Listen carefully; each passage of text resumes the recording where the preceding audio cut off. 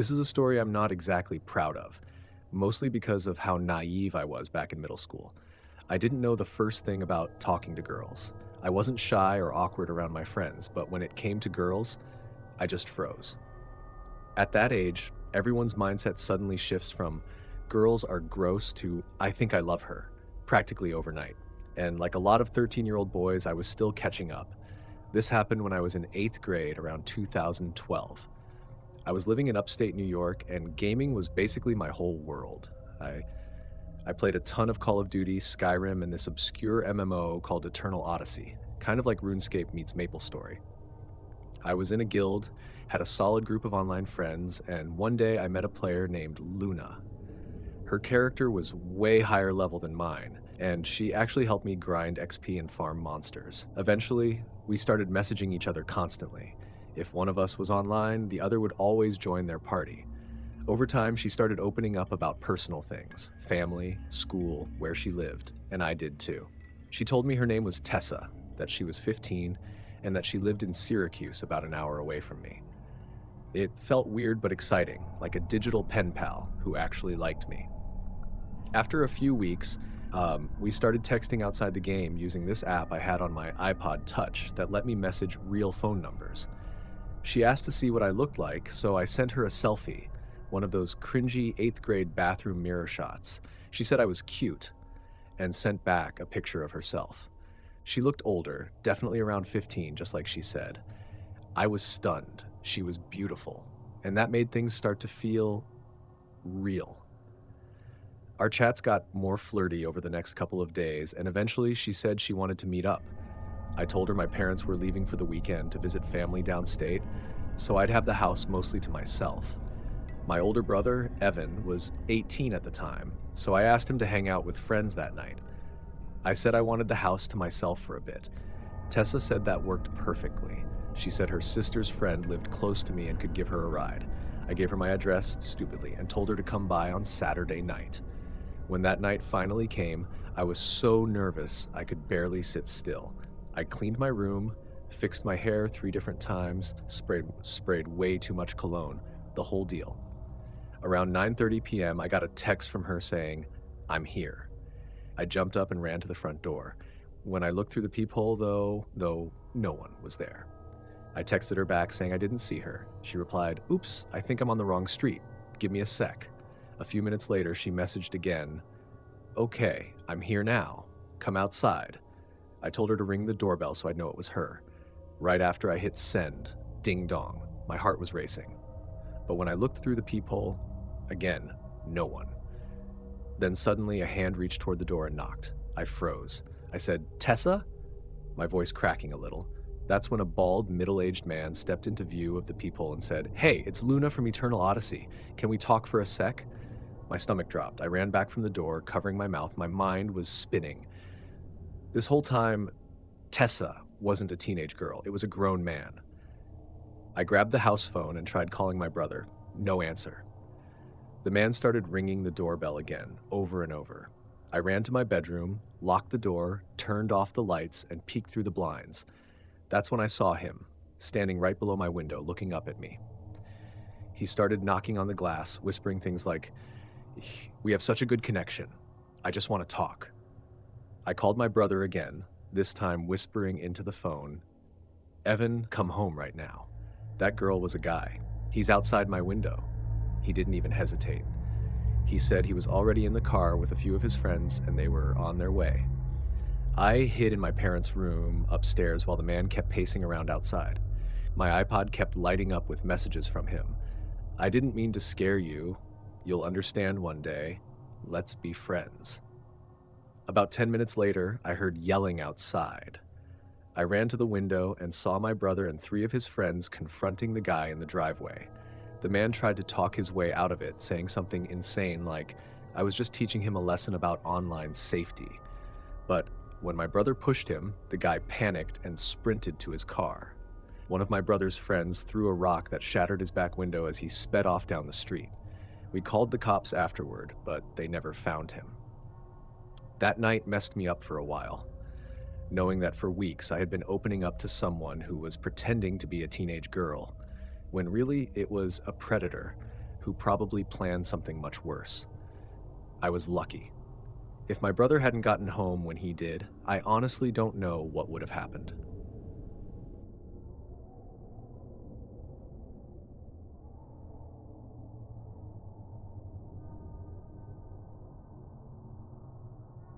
I usually play CSGO in my free time. My profile picture is always some character from a random TV show, and my username is so generic you'd never guess I was a girl. I don't really look for that kind of attention online. One night, around 2 a.m., I was playing deathmatch with my internet best friend, Evan. We'd been friends for years and we're just talking about philosophy and random life stuff over voice chat. The server had maybe 7 or 8 people in it. A few players jumped into the conversation, surprisingly polite, which is rare in that game. One player didn't have a mic and talked only through the in-game chat. After a while, he typed, "I've never wanted to be friends with people on this game so badly. Will you guys add me? I'll have a mic tomorrow, I promise." His name was Noah. I was a lonely person at that time, so I accepted his friend request. For the next few nights, Evan and I played CSGO Deathmatch together like usual. And without fail, Noah would join us, uninvited. He had mentioned being on a strict schedule for college and how disciplined he was with his time, so it was weird that he'd always hop in during the late night hours. One night, Noah got noticeably irritated that we hadn't invited him first. It was awkward, especially since he was the one who said he didn't like staying up late. At some point, Noah got it in his head that Evan and I were dating, even though Evan talked about his girlfriend every single day. When Noah asked if we were together, I sarcastically said, "Yeah, of course, because obviously a guy and a girl can't just be friends." My tone was flat, obviously sarcastic, but he didn't get it. He believed me. After that, he started trying to win over Evan, buying him in-game skins, case keys, even a knife skin worth real money. Whenever he sent something, he'd message Evan things like, "You better be treating her right or you'll pay for it."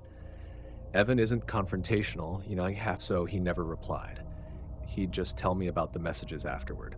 After a few days of this, I finally told Noah, while we were in deathmatch, that I'd been sarcastic, and Evan already had a girlfriend. As soon as I said that, his voice changed. He got quiet and started saying things like, "Oh, thank God. Thank you. Thank you. I'm so relieved." It creeped me out immediately. A few people in the lobby told him to stop because he was being weird, but he kept going, thanking God out loud like he was in a trance. I stopped talking to him for a while after that. Even though it was all online, I felt this strange, uncomfortable tension every time I saw him in the server list. About a week after we met, he invited me to a private 1v1 match. I told him no. I get anxious being alone with people, even online. Then he tried to call me on voice chat out of nowhere. When I checked his profile, I froze. He had completely changed it. His old profile picture, a meme of some gorilla from Planet of the Apes, was now replaced with an emo photo of someone writing on a fogged-up window. His bio had changed from "I inject memes for breakfast" to "My life is meaningless without her." That was when I realized something was very off. He told me he wanted to play a private match to plan a coffee meetup. I never told him exactly where I lived, but I had once mentioned seeing one of those Portland superheroes that patrol downtown. Apparently that was enough for him to guess my city. After that, his messages got worse. He started saying things like, "Your voice makes me trust you," or "Is your body as smooth as your voice?" I felt sick reading that. Sometimes he'd type, "You make me want to curl up and fall asleep next to you." He'd say it like it was cute, but it made my skin crawl. Whenever he said something creepy, I'd just respond awkwardly or ignore it. He admitted he didn't talk to girls in real life because they think I'm creepy. That should have been a huge red flag. One night, he tried to call me again. I ignored it and he immediately sent, "Not even close," followed by a flood of personal questions. What kind of guys are you into? Do you only date tall, skinny ones? Do you care what people think? For some reason, I felt guilty ignoring him and gave vague, polite answers. He sent 10 pictures of himself without me asking, all selfies in different lighting, then started fishing for compliments. I said, "You look fine, Noah." He replied, "You're so sweet. You're such a lovely girl." I didn't respond and joined Evan's lobby instead. While we were playing, Noah joined without saying a word. During a map change, I checked my messages. He'd spammed me asking things like, "Do you think that guy's attractive?" and "Is he funnier than me?" I ignored him again. Then, over voice chat in front of 20 people, he snapped, "Why aren't you replying to me on Steam? Friends don't ignore each other." The whole lobby went silent. Someone finally told him he was being creepy and needed to chill.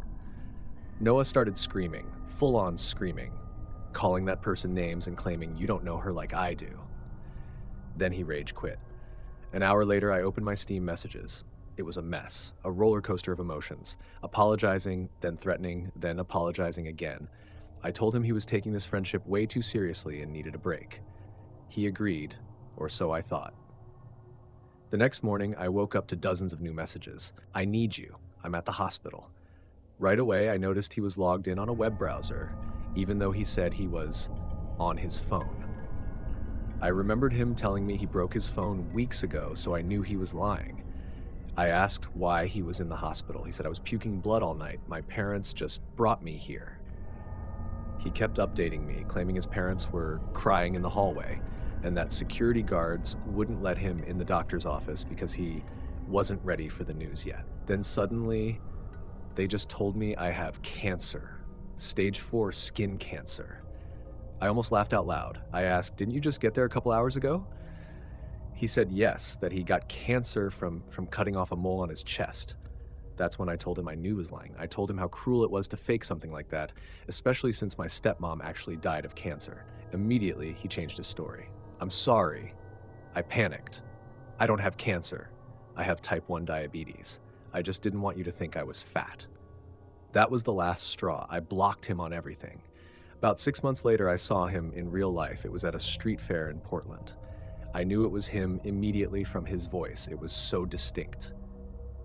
He never knew what I looked like. I never sent photos or showed my face online, but I recognized him from the pictures he'd sent.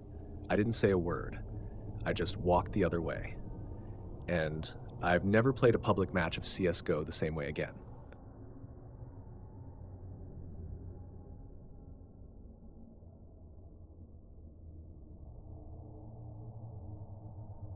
I live in Mesa, Arizona, and this happened when I was around 17, back in my heavy gaming phase, still living at home with my parents. I spent most of my time on my computer playing Call of Duty Black Ops, especially during those brutal Arizona summers when stepping outside felt like walking into an oven. I'd rather stay in my cool air-conditioned room than melt in 110-degree heat. My parents traveled often for work, and I was the last kid still living at home, so I usually had the house to myself. If I remember right, this was a Saturday night, or at least a night when I didn't have school the next day. After getting home from class that afternoon, I submitted a paper that was due that evening, then ran some errands for my mom before she and my dad left town. They always left me some cash for groceries, but made me show receipts so I wouldn't accidentally forget to bring back the change. She'd left a short list, so I drove my old 2003 Corolla to a nearby Sprouts Market. Shopping took maybe an hour. While waiting in line, this guy behind me made a comment about one of the frozen meals I was buying, some random joke that wasn't even funny. I laughed politely, but he kept talking. Even after I paid and started bagging my groceries, he was still going. He didn't talk to anyone else, just me. It was weird. I stayed polite, said, "Have a good one," and left. It was early June, still blazing hot even as the sun went down. When I got home, I unpacked everything, ate, and then fired up Call of Duty for the night. I texted my best friend Ryan, who got online too, and we jumped into Team Deathmatch. I wore my big noise-canceling headset and was totally locked in. After a couple hours, I told Ryan I was going to grab dinner and would be back in about an hour. He said he'd hop back on later too. I went downstairs, made some pasta, and started eating in the kitchen. That's when I heard it, a thump from upstairs. It wasn't super loud, but it definitely came from above me. For a second, I wondered if it was a footstep. I brushed it off as maybe the AC kicking on or something shifting. Still, I walked to the front door and locked it, which I usually didn't bother doing. We lived in a quiet neighborhood, and I'd never seriously thought about break-ins. But after that sound, I figured better safe than sorry. I went upstairs, called out my brother's name, Liam, even though I knew he wasn't supposed to be there. No response. The house felt still. I went back to my room, put my headset on, and rejoined the game. Ryan came back online, and we played a few more matches. At one point, I looked toward my bedroom doorway. Not for any reason, really. My door was cracked open like always. The hallway light was off, but there was a small nightlight plugged into the wall that gave off a faint yellow glow. The blue LED lights in my room spilled out just far enough to illuminate the doorway. Through the crack, all I saw was darkness. I didn't think much of it. A couple matches later, Ryan said he was going to the bathroom and left his mic on. While waiting in the lobby, I glanced at my phone. When I looked back up, something was different. The crack of the door that had been pure black before now showed part of the hallway, like the door had been nudged, opened wider. My stomach dropped. Before I could even process it, I turned in my chair, and that's when I saw him. A man was sitting on my bed. He was perfectly upright, hands resting on his thighs, staring at me. His head was tilted slightly, almost like he was smiling. I froze for a second before instinct took over. I screamed and jumped onto my desk, knocking my monitor and everything else onto the floor. "What do you want?" I yelled. That's when he actually started smiling, showing teeth this time, like he found it funny. I bolted for the door and ran halfway down the hallway before looking back. I heard the bed springs creak as he stood up, and then he appeared in the doorway, staring at me. "What do you want?" I screamed again. His voice was slow, shaky. "Can I play too?" Every muscle in my body tensed. "How did you get in here?" I demanded. He stepped forward a few feet and pointed downstairs. I assumed he meant he came through the front door. My heart was pounding so hard I thought I might pass out. I sprinted down the stairs, grabbed the landline off the kitchen counter, my phone was still upstairs, and grabbed the biggest kitchen knife I could find. "Get out! I'm calling the cops!" I screamed. I heard footsteps descending the stairs. Slow, deliberate. Then he appeared in the kitchen doorway, looked straight at me, and without saying a word, turned and walked out the front door. I slammed it shut and locked it immediately. For the first time ever, I remember thinking how stupid I was for leaving it unlocked in the first place. I stood there for several minutes, shaking, knife in one hand, phone in the other, debating whether to call my parents first or 911. I called my mom. She freaked out, then handed the phone to my dad, who told me to check the house for anything missing. I searched every room. Nothing was stolen. Nothing was out of place, except for my bed, where the sheets were slightly messed up from where he'd been sitting. My dad told me, "Something's wrong with that guy. You're lucky he didn't do worse." He didn't sound angry, just scared. The image of that man sitting there perfectly still, smiling at me through the dim blue glow of my LED lights, that still keeps me up some nights.